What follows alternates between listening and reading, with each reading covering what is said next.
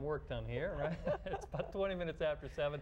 You know, it's a tough subject to tackle for some parents, but sooner or later, your child is going to start dating. Yeah, promise it's going to happen. Nope, I'm going to lock her up. You got a little while. Up next, find out where they can go to learn the right way to treat their significant other. No doubt about it.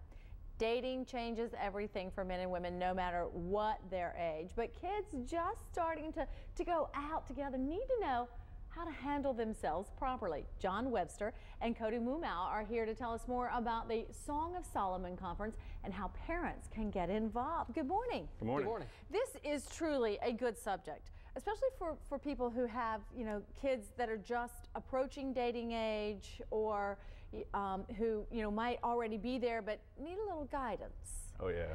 Tell us about this.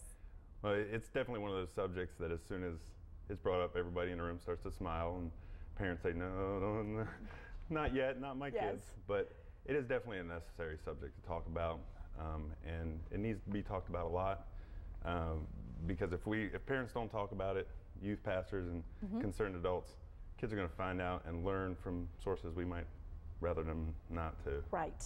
And you're a parent. I am. I have 5 children, so I have a vested interest in what's happening here.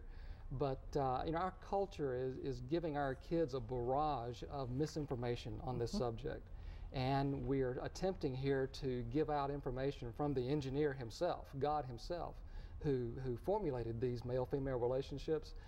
This is just a tool in the pocket of parents to help these kids learn to make good decisions. And thus the Song of Solomon comes in. Yes, that's right.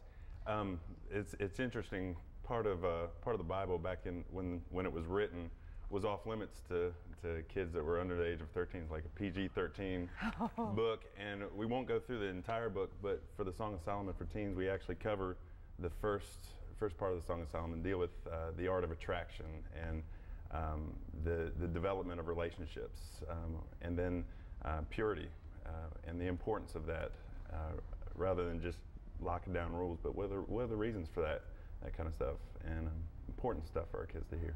Who is this open to? It is open to, really, the target audience is junior high and senior high kids. Parents could bring in a 6th grader if they feel like that the child is mature enough, because they'll be talking about some sensitive matters. I mean, the Book of Song of Solomon is a very explicit book, but they'll be talking about some mature subjects, and so we want the kids to be ready for that. But those that are in the junior high age, they're ripe for this message, and parents, there's a separate session for parents, which I think is one of the more important sessions, because the parents get to hear, they have a facilitator who's going to be talking to them and helping them learn about how to reinforce what the kids will be hearing in their session. But it's anybody in the triad. If you want to come, you can come. Oh yeah, anybody, yes. Anybody that's within driving distance, we'd love to have. We got plenty of space. It's going to be at the Mebane Arts and Rec Center over in Mebane, of course, and so we're planning and hoping to have 1,000 kids there. So excellent. Love to have everybody, every teenager within listening distance be there. And their parents. And their parents.